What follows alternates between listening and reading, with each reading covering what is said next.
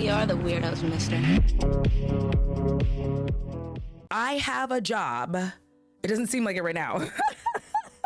Because again, functionally unemployed, but I'm functionally unemployed for this month. So, you know, that's where it is. But because of said job that I'm often working 12 hours at, and I am actually starting to move into the holiday season, so it's going to get rougher. So my YouTube videos, even if I am doing them, it may be like a video a month if I can swing that. I am trying to figure out if I can occasionally dual stream. I was trying to dual stream the live that I had with Jen. It was just not cooperating. Girlie said no. Because of said job, I miss getting to talk about things. And, you know, since we have lost the incomparable Khadijah Imbo. Say what? From YouTube. One of the things that they mentioned was that, you know, the YouTube algorithm doesn't allow you to do things behind the ball. Like it always wants you to be right on top of it. All right, let's get into the stuff. Because I missed all of the things because I was at work. And sorry, what I wanted to talk about today, one entire month ago, babes, okay? Olay and friends put up a video talking about Laverne Cox dated a MAGA cop. And this was a very, very interesting, I'm going to pull it up like this and I'm going to do that. It was a very, very interesting video. It was a very good conversation. And one of the things that I really enjoy about these panels that are just friends talking is that everybody has diverse ideas, diverse opinions. They can agree to disagree. They can have conversations, right? And it feels like, for me, I don't know about y'all and your parasocial lives, but it feels like I'm just hanging out with friends who are discussing things that I can like talk out loud. Like I will literally be at work casing my mail, be like, girl, that's right. Yes, no, don't tell him that. And so in this conversation, Laverne Cox, honestly, graciously to me, because you could not get me and my Taurus ass to be like, oh yeah, come on, roast me. It's never going to happen. It's never going to happen. I will never do such a thing. I don't need to hear how much people are disappointed in what I have done.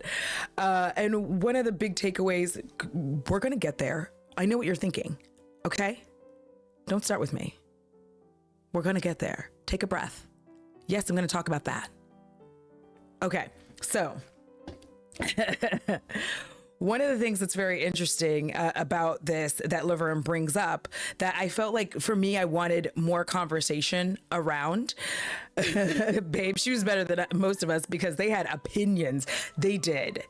One of the big things that she does bring up and really get into is she talks about something that a lot of Black queer people run into, whether they want to admit it or not. You don't have to admit it.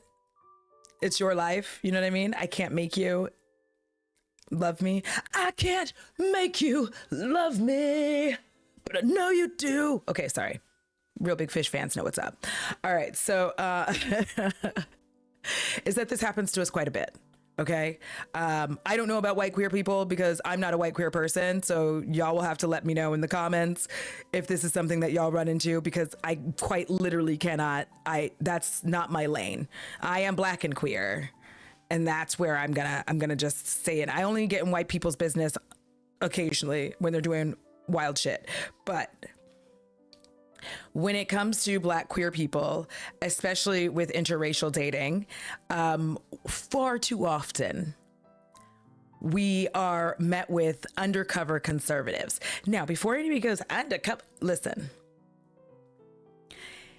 If you are a Black trans woman, there's no part of you that would immediately think that this white man who is dating you, and for the purposes of this conversation, it's binary, but that this white man who is interested in you, knows you're trans, would in any way be MAGA, right? Like you wouldn't think to yourself, must be MAGA, right? They're going to Pride with you. They're happy to be out and about town with you. Okay? They're not hiding you from anyone. What part of that would make you think like MAGA, right? I live in Texas. Yes, Texas. The Texas that's making people put the 10 commandments, like the schools put the 10 commandments outside and the teachers are fighting tooth and nail to remove. Yes, that Texas. That Texas, okay? The Texas that's probably going to run out of water in like 3 years. That Texas. Okay, so the reality is, and I have also fallen victim to this very same phenomenon because they do everything in their power to look and behave like they are a leftist. And this is, I'm not going to say uniquely a Southern thing, but in the South, the way it's why I listen, get mad at me if you want. I've decided I was like, no more white people. I'm not dating another white person. I can't. I was like, I can't, because my reality has become every single time I'm just like blindsided by, oh, I voted for Trump. And I knew that you would understand if we actually got to have a conversation. I'm like, I don't understand. What do you mean? You knew I would understand. Why would you let me get emotionally invested? Get used to disappointment. But it's just, yeah, I literally have to make those choices because I can't keep doing it. I literally cannot handle the stress of being like, okay, I've explained all these things about myself. I'm autistic. I have ADHD. EDS, like my body is trash. Raynaud's, like I have a lot of problems. My body is mean. Here we are. Ooh, everybody's getting hellfire. In my limited experience, it seems like conservatives have a very small cone of empathy. They'll be nice to their people to a point, but no one outside of that cone. Thank you for the follow. People do not understand living in Black queer spaces, how easy it is for white conservatives to be undercover. So there was a big part of me that was really just like, yeah, girl, I understand what you're going through, because I recently had to just like forsake in all of my dating. I was just like, you know what? No more white people. I can't do it. I can't, because the undercover conservatives are a lot and they work very, very hard to date you. And they're not ashamed to be seen with you. They're fine. They introduce you to their families. They do all of these things. And as my dear friend up here was talking about how the way in which, I don't care who someone's date, but I look at them like, you dating your oppressors, as long as you happy, can't be me. I mean, Sage, I think here's the thing. I understand that thought process, right? But I also think that there are people who are actively working to enhance and enrich all communities. So I don't like to paint everybody with the same brush, which I know you're just like, you just said you're not going to date any white people. And I'm like, yes, I live in Texas. I live in Texas with undercover conservatives. I have been blindsided way too many times by people who wait until you are emotionally invested. And then they're like, so anyway, yeah, I did vote for Trump. And I'm like, What the fuck? well, we literally can't date. We cannot date. I'm just like, you believe in everything that I am against. Like, we cannot coexist. This is not going to work. And you're never going to change your mind. And I'm not going to change mine. And just because I lost the comment, but it's like, just because of the fact that you like me and you take care of me doesn't mean that you give a shit about Black queer people as a whole. Like, yes, I am protected. I am safe, but no one else is. So I can't do it. I'm so sorry. And it's very frustrating. And so on that, I really felt her on that, because I just was really, really, I've had it happen too many times, and it's just very frustrating. It's heartbreaking in a lot of ways, because you just can't figure out like what you're trying to be like, what did I do? So I do feel like there was a lot of coercion involved in that relationship. And then there were a lot of people who kind of had this feeling that like, for her, in that once you found out, why didn't you leave? It's not that easy. I would like it to be that easy. It's the same way people will be like, oh, if someone cheats, I'm out. And like 90% of the time, that is not correct. I just pulled that statistic out of my ass. Don't quote me on that. But most of the time, that's not correct. A lot of times people think that they're going to leave, but there's love. There's all these things. You probably were having some issues or problems or whatever it was. And people tend to try to work through their relationship if it matters to them.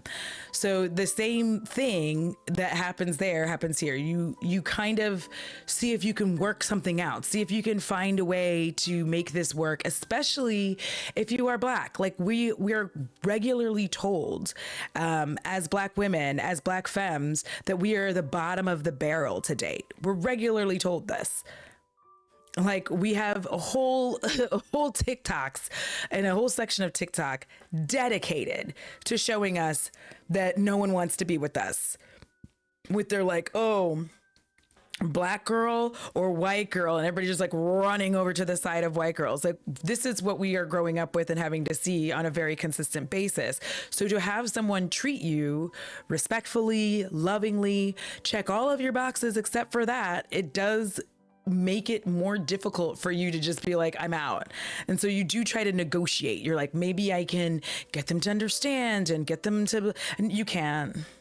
They're lost in the sauce. You can't do it. I've tried. Embarrassingly, but yes, I have tried. I had hope. I was like, maybe this time.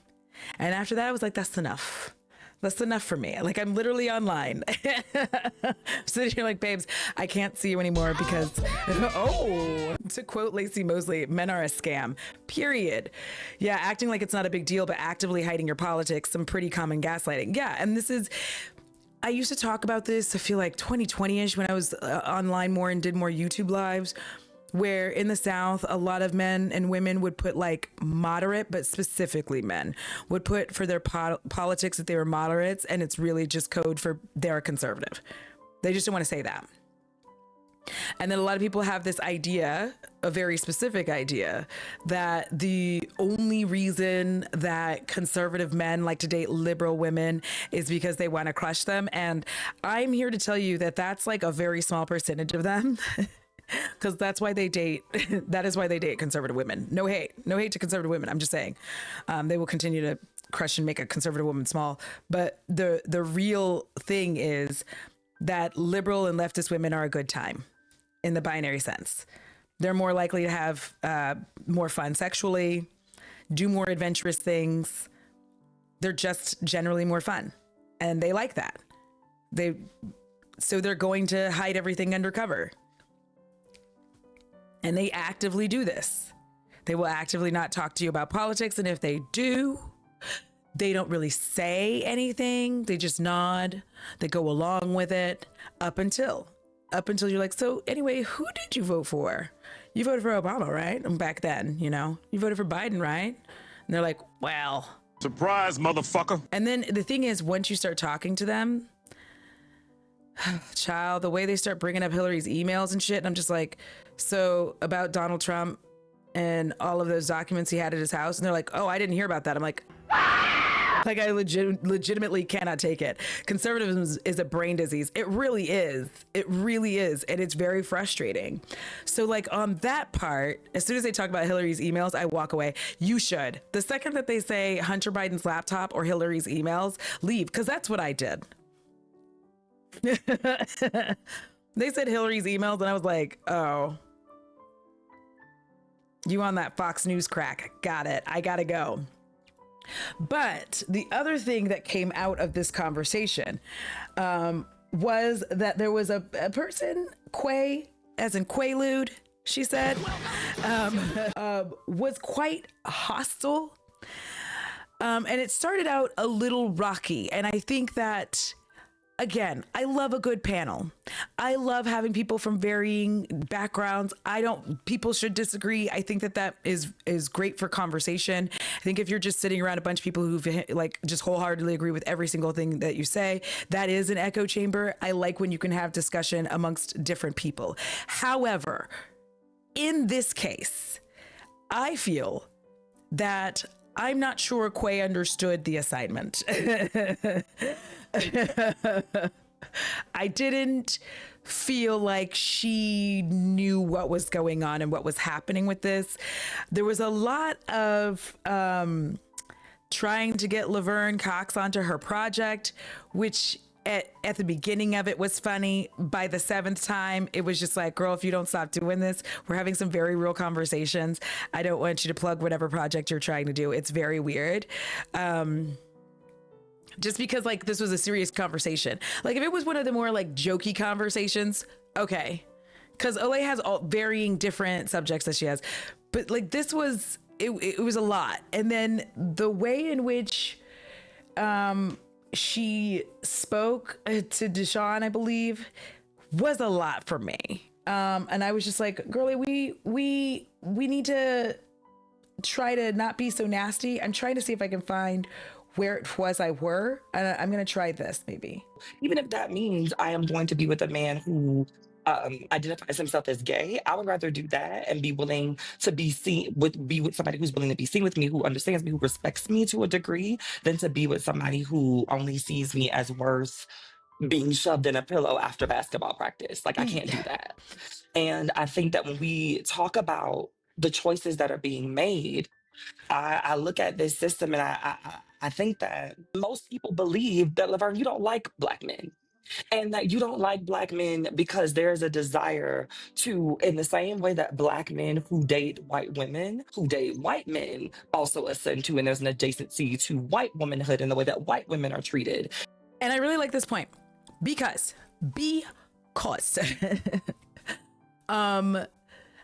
I will say, as a former self-hating Black person, grew up in Okinawa, Japan, moved back into this country, unfortunately. Thank you for the follow. Moved back into this country, unfortunately, at a relatively young age. And, you know, I did not experience racism. I lived on a military base as a child, so I just didn't experience that. I come to the U.S., I'm getting called hard R like regularly to a point where I'm just like, are y'all okay? What is happening here? So, and I also grew up in that respectability, respect yourself, pull your pants up, don't talk like this era in the 90s of Blackness, where it was very, very much like, da, da, da, da, da, da, da. I've been married to a white woman for years now, and I'm sorry, where do I get some of this power y'all talking about? That part. I think that one of the things that people forget about when we bring up these conversations, to me, my opinion, is that there is a nuance to it. I don't think a lot of, especially if you're my age, if you're like late 30s, mid 40s, a lot of us had parents, Black parents, who put us in suburbia, which I believe FD Signifier, I don't know if he coined the term. Listen, my brain is made of potatoes most days, but the fly in the milk situation. And so you tended to be one of a few Black faces in the entirety of your school because your parents were trying to do right by you. So that meant that a lot of your dating options weren't other Black people. In my, Texas, so football, big deal. Most of the football players dated the white girls, regardless of their race. Everybody dated the popular white girls. And there weren't really popular Black. Apparently I was the popular Black girl, but like still, apparently I was the popular Black girl. But when you're in these spaces, it changes your dating profile. You date who you're around. You date who you have access to. That's our reality. And I feel a lot of times in these conversations, we forget that little nuance, is that a lot of people who did grow up in these predominantly white areas, their dating options are white people. And unless, especially when you're young, your reality is like, you don't get to go travel 3 hours or go over to this town or go over here and do this to find your dating pool. So the dating, that does change it as well. And I also think that there is a level of fear if you are Black and queer in dating black men. I'm not saying black men are bad. Don't get it twisted. What I'm saying is that you experience a lot of violence from black men when you are black and queer, especially if you are a black trans woman. And that can, in a lot of ways, make people go, I'm going to take a step back. Not that you don't like black men, but that you're trying to be more careful. And it just is what it is. And I agree with Haas, like the power structure. I do get that there is one, but I personally, listen, my opinion is that I feel like it dies the second that, you know, my black ass is there. So I'm, whatever power you had is demoted by me being there. I'm not saying that I'm not good. I'm just saying by white power structures, you know, it's gone now because you married, you know, a black person. So you intermingled. And I'm trying to get to, yeah, they look at both of us from both sides. Yeah. Like everybody's kind of doing this thing. And I would love to get past that. I know we never will, but like, it's very frustrating. Laverne has many options because of her access to wealth. That actually is not at all what I'm saying. What I am saying is that Laverne is light skinned. Laverne is quote unquote, I hate this term, but Laverne is quote unquote passing. Laverne does have wealth or access to wealth. Laverne is thin. Like there are all these things that play a significant role in what people desire. And so what I'm saying is whether or not you understood yourself to have more options than this singular New York police officer who was a You're legitimately going to make me cry. Anyone who spends time to let the dolls have a space to speak is good with me. Listen, I'm like, oh, you're going to make me cry. I'm like, I'm an emotional sort sometimes, but I don't know how to show them. So like, thank you. like a Republican, there were other options that I believe was not considered because of whatever reason that might be, right? And these are people that we don't even think about as people that we should or should not consider. You just named, right? I don't want to have sex with people that I don't desire. I'm not saying that you should. I'm saying, in fact, that people who you are not attractive to, or not attracted to, there's probably an underlying reason as to why that is true. This socio-political indoctrination that happens that determines who we are and are not attracted to. That's what I'm speaking to specifically. But this, I really like. I love the way that Deshaun speaks on desirability because it pulls back to where I was talking about growing up in predominantly white areas. That attraction isn't just because you're in that predominantly white area. We also have to think about the media, because I'm a media nerd. We have to think about the media and how it informs what we find attractive, whether we want it to or not, right? Like, especially if you are ace in that whole ace category. One of the things I would like to ask you is, like, when you were growing up and you were trying to like find some form of attraction to somebody, it felt a lot like, thank you for the follow. It felt a lot like you had to like these specific celebrities that everybody else was so hot, right? It was just like, oh my God, this person's so hot. This person's so hot. And you were like, sure, I guess. Yeah. But you didn't necessarily feel that, but the media is telling you. The media, every show that you watch, even right now, we can quite literally see what they are telling us is attractive for women, what is attractive for men. You can especially see it with women when you're looking at a lot of these reality shows in which all of the women, white women with brown hair, look like Lana Del Rey, like some form of Lana Del Rey. They're all Lana Del Rey to the point where they can be, hi Peppy, they are Lana Del Rey. Oh my God, what is happening? Sweet BBG, oh my God.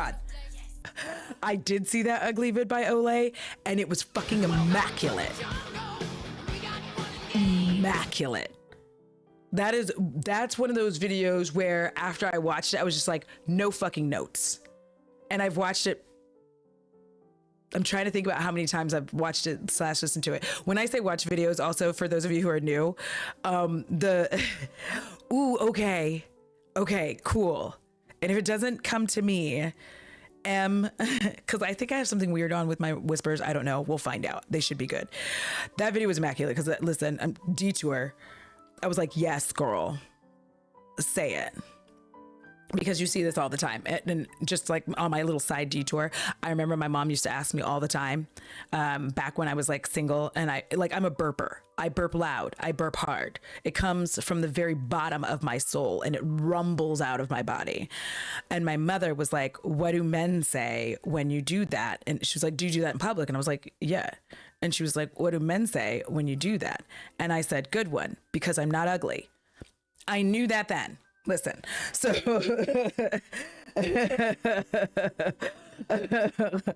so like I was aware of that. I was aware that I was allowed to do that.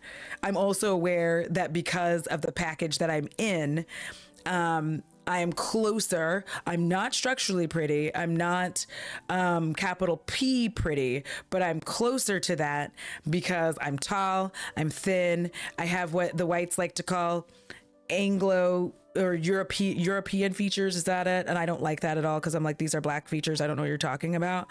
But yeah. So it's like, I'm aware of this. And, you know, do I use my powers for good? Wouldn't you like to know? Listen, I'm sorry. Listen, I have problems. You know, when you're getting into talking about desirability, which I need to get Deshaun's book because I feel like it's going to be fascinating. When you actually start talking about desirability and what you desire, we all have to like take these steps back and recognize that the things that we find desirable, the people we find desirable, and why we do, because as I got older, I was just like, yeah, this person's not hot. I don't know why I thought this person was hot. And I just realized like it was media telling me that. And then it also comes down to what you have access to where you are. So if you are in a predominantly Latino community, you're going to find Latino people to be more attractive to you because that is what you grow up with. If you grow up in a predominantly black area, you will find more black people like that. That's just gonna be how it works. Except for white people, they do things differently in their clan. Ooh. I'm sorry. I'm like, I'm sorry. I actually did not mean to say clan. I meant to, but I didn't want to say tribe. So I got fucked up. I'm sorry. Lou, I'm sorry. I didn't mean to. He then begins, or excuse me, Deshaun is non-binary. Group. There we go, Haas. There we go. We're getting into places. I have a clan, but it's with a C. I'm Scottish. The hoodie fuck stole our words. Oh God, yeah. So, you know, I love the way that Deshaun speaks about desirability. I find it fascinating, and I felt like this did get pushed aside because of Quay, and I feel like sometimes we need to give room for people to develop their thoughts. I understand that some people don't like it when it takes people too long to talk. And I can be one of those people from time to time. I know that. I speak too fast from time to time. So I understand that it can be difficult, right? I understand that you might run into some problems or troubles trying to form your thoughts, especially like on the spot. It's not the easiest thing in the world. Sometimes I just can't even remember a word when I'm sitting here doing a stream. So they waited an entire hour before they spoke. Yeah, and that was the other thing. Like Heather's bringing up, Deshaun did wait. Like this is a 2 hour, almost 2.5 hours, I round up, long discussion. They waited almost an entire hour before they got to speak. And when they spoke, they start getting met with not cool activities. Absolutely. Do you believe that can be changed, Deshaun? Do you think that that there's a decolonization of desirability that can happen, Yes. so that we can somehow change who we are attracted to? Is that your contention?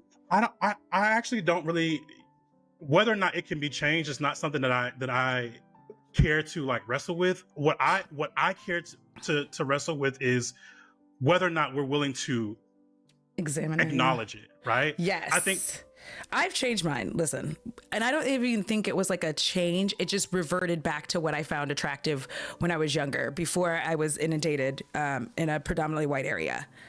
Kat's hair, listen, Kat has been on like, I don't know what she's been doing as of late, but she's fucking glowing like all the time now. Like, not like she wasn't glowing before, but there's something I don't know if she's just so happy, because lately every video I've seen where I'm just like, damn girl, I need the secret. I need the secret of whatever it is that you were doing, because every video you look like you are having the best day of your life, the best skin day, the best hair day, the best glasses day, the best lips day. Like, I don't know what's going on. And I'm just like, I want to be happy. Cat just getting spookier and hotter. Like, right. And she's showing us, if you haven't seen her short, she's showing you like things that she's made, swimsuits she's made, shorts she's made. It's really cool. Like actual shorts, not short. Both things are true. She does shorts on shorts. I'm sorry. To be fair, she spent a decade of being one of the only Black women on YouTube in her space, and that's changing now. So maybe that's part of it. Yeah, I don't know. She is just... Because listen, when I was younger, I was always attracted to like androgyny and the men of Asia, the women of Asia, the continent. You know what I mean? Like all of that, all of that. And then I, got inundated with a lot of white people being the face of everything. Because when you grow up in Japan, especially in the 80s, I'm old. Surprise, motherfucker. But in the 80s, you TV and stuff, the way that y'all can we all can just access media like this. No, to watch American television, somebody had to record stuff on a VHS tape and mail it to us, and it would get there like 6 months later, and then I would watch stuff. So I watched a lot of like Japanese shows. So like that was what I found attractive, right? And then you get inundated with white faces everywhere, all angular and blue-eyed. And you're like, I guess that's what I'm supposed to find attractive. Thank y'all for watching ads. Thank you for subbing. I'm taking away gay years from everyone except the dolls. You cannot be called old.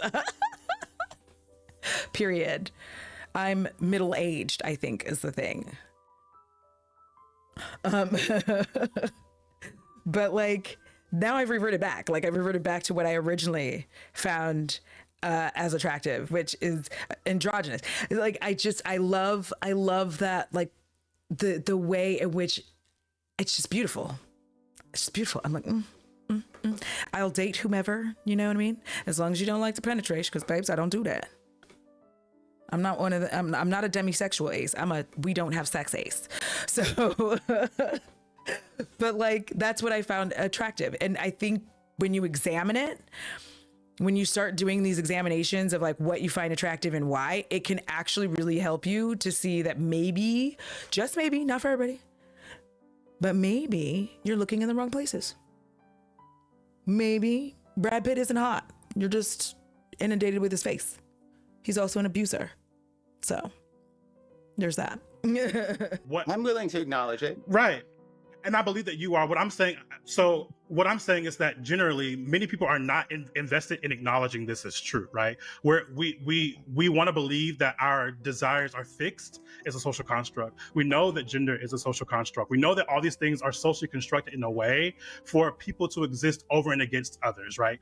That white exists want to respect or treat you well or not objectify you. In fact, I'm saying that what is true is sort of to Dominique's point is that I'm sorry. dismissal of your I'm so sorry. I was really dangerous. Also, thank you for the follow. Someone look at Bretman Rock and tell me that's not beauty nodders. Thank you. Listen, when my body started activating, because like some of y'all again weren't young enough for or old enough for the band Orgy.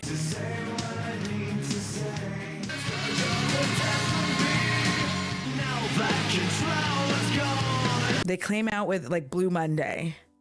And I was like, I don't know what's happening here. I don't know if those are he's. I don't know if those are she's. I just know I like it. I'm like, I don't care what's happening here. I like it. Give me more. And I've just stayed in that lane. I've just stayed in a lane of like, I like for things to be a little spicy, a little different, a little interesting, a little fun. It's just enjoyable. Life is more enjoyable when you expand. And I keep saying this. I've been saying this. I've been saying if like heterosexuality was the absolute norm, then they wouldn't push so hard to make it that way. They wouldn't just try so hard to make being straight the thing. If it's normal, if that's normal, then why are you enforcing laws around it? You shouldn't need to do that. Everybody should be straight. Okay. You got to live through the short hair era of Hollywood too? Yes. I got to live through Hedwig and the Angry Inch. Fantastic. I actually cried at that movie. I saw it at one of them movie festival type things in LA. I don't know how I got to go. I honestly couldn't tell you, but I can't tell you that by the end of the night, I had damn near a carton of Lucky Strike cigarettes. Please let me live, okay? How do I want to put this? I want to make sure I frame this in a way that people are going to say what they want to say regardless. Being with your oppressor. That is just true. Yeah. Wait, what is your issue? I'm sorry. What's Deshaun, I just want to offer, and I want Hope to go. Deshaun, it's only a 2-hour show, and so brevity can sometimes help, so everybody can jump in. I want to hear Kat. I want to hear everybody. Well, I waited an hour before I ever said a word. I waited an hour before I said a word. So I'm sorry that you feel like I'm not being brief. It's not about a feel. It's just I do. It is about a feel though, and I don't really appreciate the like this. I don't want to do that. We came here to have a conversation, so we can have a conversation. Or you can leave me a review on Yelp. I don't know you. That listen. I'm finding it. I'm not sure. I don't understand why she was so hostile. I genuinely don't understand why she was so hostile. And I know that we can have conversations, right? I'm aware that we can have conversations and we don't always have to agree. It's fine. Yeah, it is rough to watch, Amy. And like I'm genuinely struggling to see it again because every time I've gone back to listen to this, I actually just started skipping in this because I just couldn't stomach that. And yeah, Deshaun was providing such good insight about attractiveness, about being attracted to people, what you find attractive, and being able to acknowledge and question why that is, right? Because like we should always be able to question our sexuality. We should always be able to question why we think our sexuality is this way. You know, because it took until my 40s to literally lockdown is how I discovered that I'm ace, and very much like I don't enjoy sex. Like that is not my thing.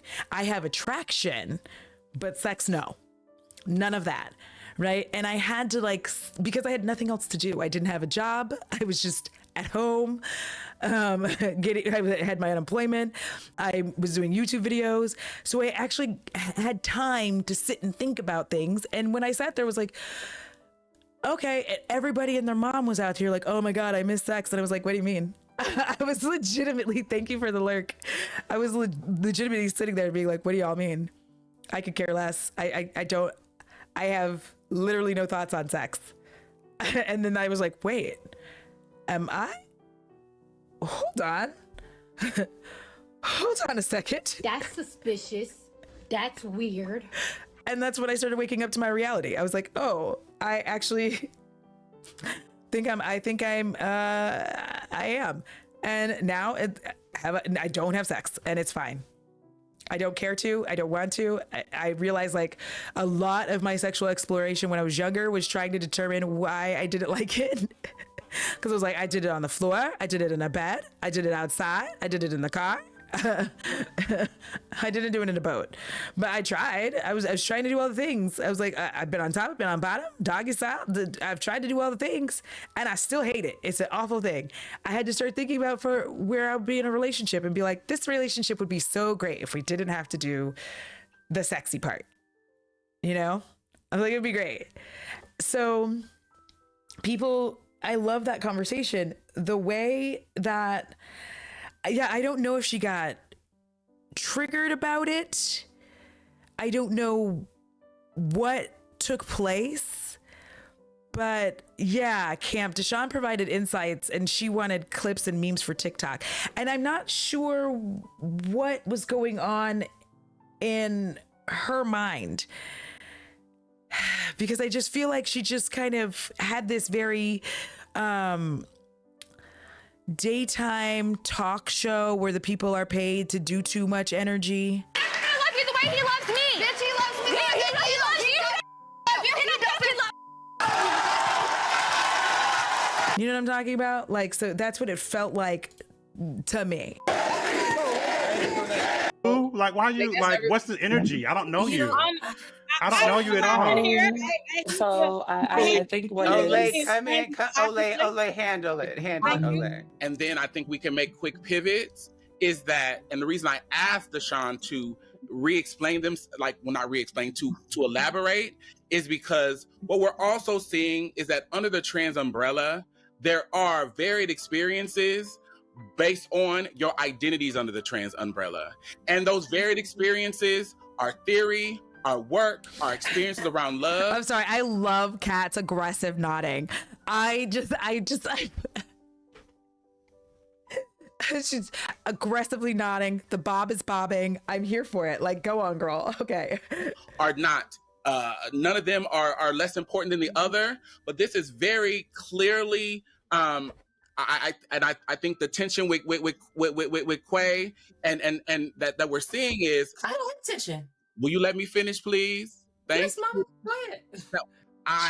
The theory and that conversation, I've read your work. I love your work. And so I see that. And I fell in love with your work pre-transition. And I will tell you what, if Laverne had a 5 o'clock shadow, she would have a better chance of finding a husband. I love her so much. We do. We have to, when you throw race into trans experience, I've noticed a lot of my sisters feel so much more confined and pressured in how they feel like they need to present. 1,000%. 1,000%. I just feel like, from what I have heard, I haven't experienced it. I have only experienced, like, one time in a Facebook horror group. Yes, I used to have Facebook. I don't anymore because it's a horror show, but I was in a Facebook horror group. For some reason, somebody thought I was trans. I didn't correct them. I didn't care, but not in a mean way. They were literally so complimentary. They're like, oh, you're trans. I just didn't say anything. I was like, I don't know what was going on in the horror community at that time, but everybody was like super complimentary about it. They were all just like, oh my God, I never would have guessed. And I was like, and I think that part of it might be autism. I'm not sure, but it's never bothered me, right? This is why I try to get after people for the misogynoir and why transphobia is terrible. Don't do this shit. It will come back on you, right? When you're trying to say that you're not trans by being like, I'm a real woman, babes, that's transphobic. Don't do that. Don't do that. You can simply say, I'm not trans, and leave it there. You don't have to be weird. You don't have to make it strange. Trans women are real women. Are you okay? So when you act like this, they're gonna come for you, right? Especially if you are black. If you are a black woman and you are transphobic, I'm gonna need you to stop, because they're gonna come for you too, babes. It's gonna come right back around on you, and then you're gonna be upset. And then you're gonna be trying to do all this explaining and making it worse for yourself. And now you have nobody to back you. So you need to pay attention to these kind of things. Yes, like, to me, I find it complimentary. I'm like, you think I look like one of the dolls? Listen, you're not gonna offend me or upset me.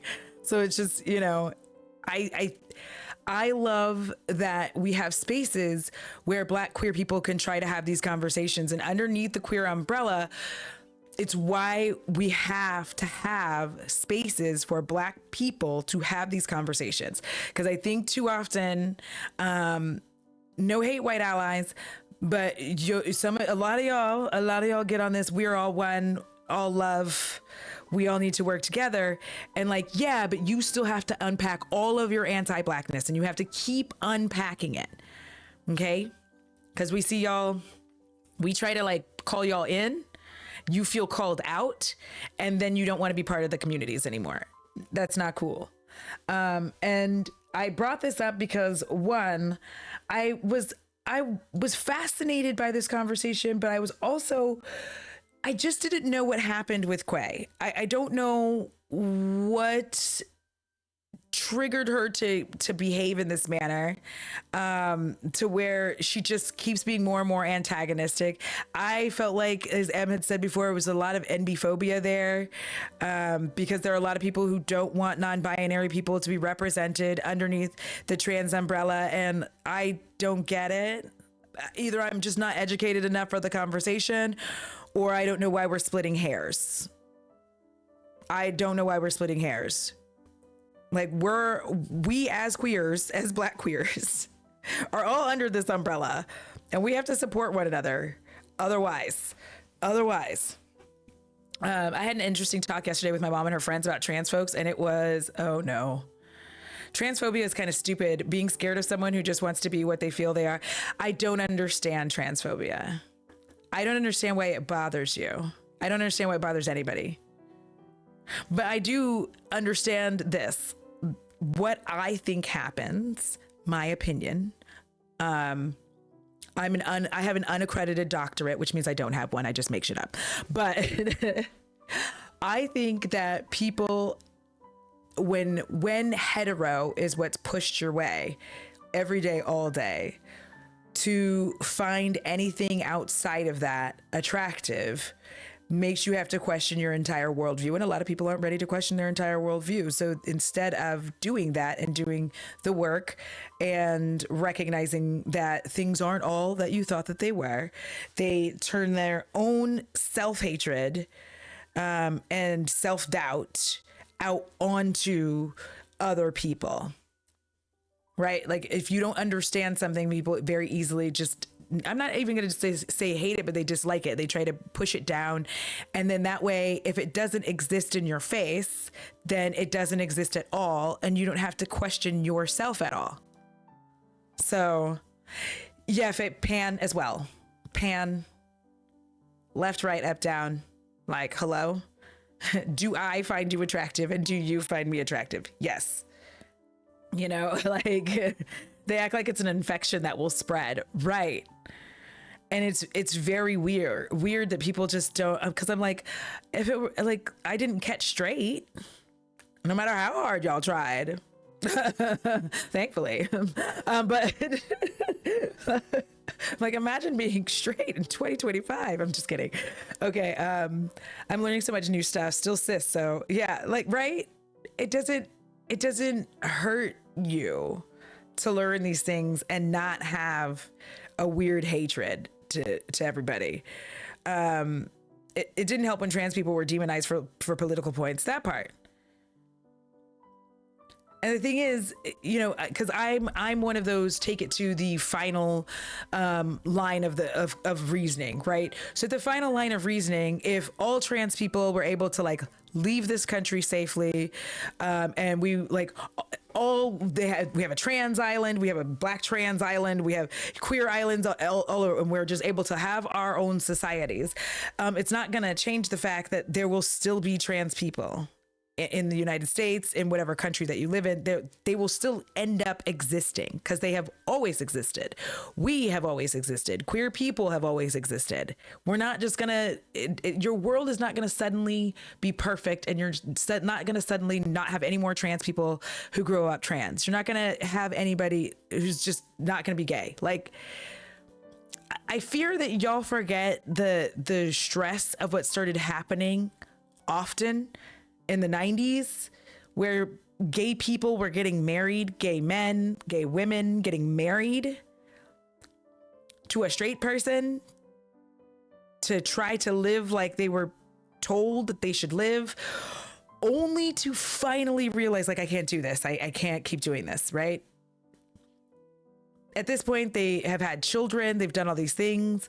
They've built a life with the whole other person. And we have to, like, these people had to reconcile with all of these things, had to reconcile with the lives that they built and the lives that potentially were hurt, because it's not an easy thing. If people have to consider that it's not genitals or chromosomes that make the gender, then they have to find something else to base their identity around. And that's what's scary to them. Yes. Like, you can't, because again, they will sit there all day being like, I just don't want it in my face. And like, what do you mean? What is it that you don't want in your face? Because I don't love like seeing a small child with like a heartbreaker shirt. Ladies man. I'm like, ma'am, he is 3 months old. Or think it's a natural against God, blah, blah, blah. Right. Straight people can still exist and have the naughties with each other. Exactly. Also, they're trying to take trans people's rights to have arms. So yeah, this administration, I can't, it's like every day you get up and there's just like another thing. And you're just like, I don't love this timeline at all. I don't think it matters, or it shouldn't matter if someone is trans. They're just a person. If they present a certain way, treat them how they present unless asked to not do so by that person. Exactly. Okay, it's a really dense and theoretical read, but Black on Both Sides by C. Riley Snorton is really important. I can grab a link for him talking about the content, but biology, a medical understanding of trans identity in the West, and Blackness, chattel slavery are all interconnected. I will read that. I will audiobook it, actually. I listen to a lot of things because I work outside, so I find it easier to be able to like read because I don't get to like sit down and read. I hate the straight myth that trans people are undesirable. I hate it too. In my life, I've never, ever met a trans person who has difficulty getting, if they want it, getting it.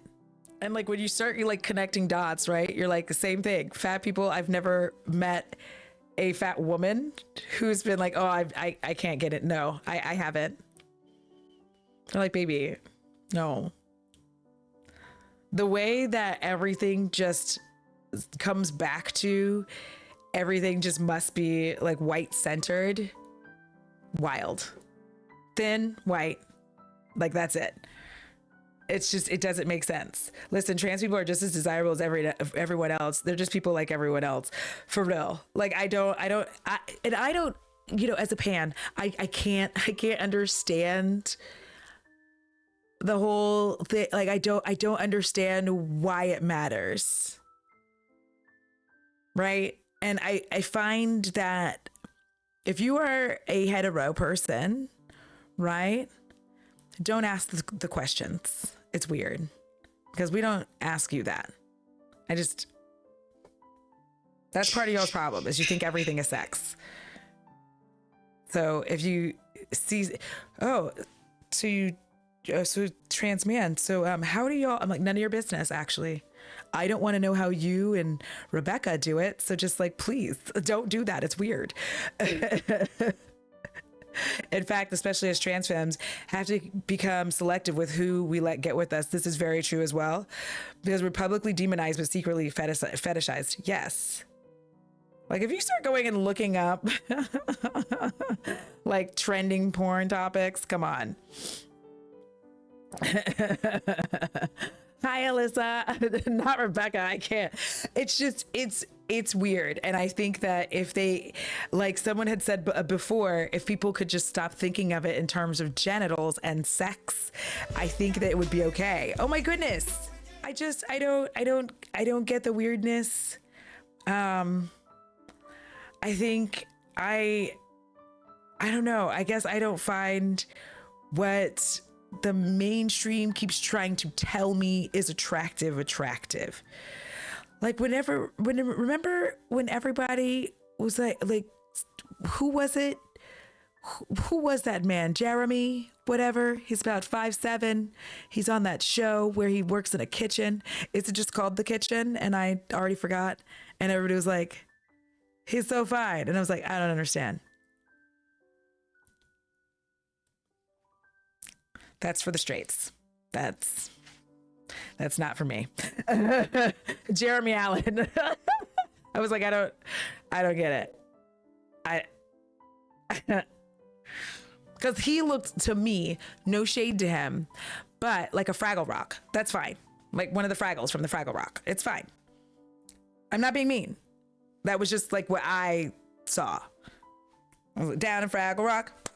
Okay. So that was that was where I was trying to get with that, is like, I did want to just really have that conversation a little bit about sexuality, and the reality that when you're Black and queer, because when Laverne said I was just a girl in love and that's what I wanted, I felt that so deeply in my soul of what it's like to be Black and queer and dating. And it's just, you just want what everybody else gets to have, it feels like.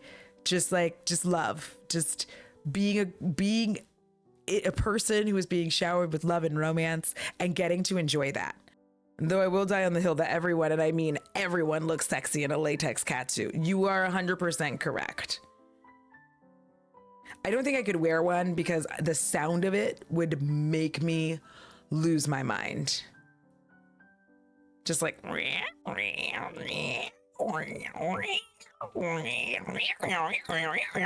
couldn't handle it.